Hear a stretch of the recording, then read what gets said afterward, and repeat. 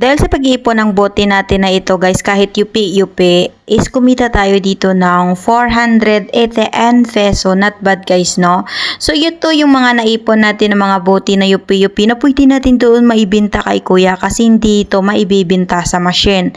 Medyo mura lang yung bintahan nito pero at least napakinabangan natin guys ang ganitong mga bote na yupi-yupi. So yan guys, no? Dadali natin dito kay kuya kahit anong mga bottles guys, kahit mga yupi na mga plastic, kayang-kayang natin dito maibenta kay kuya. Ngayon, kinakount na ni kuya yung ating mga buti kung ilang piraso. Dito guys sa Israel, piraso ang bintahan ng bote. Nasa 0.20, 0.30. So dito kay kuya, 0.20 yung bintahan. So yan na guys, binigyan tayo ng kita at kumita tayo dyan ng 30 shekel. So ayan na guys, ilalagay natin ito sa ating savings pagbubuti. 30 shekel na sa 480 peso. Not bad guys.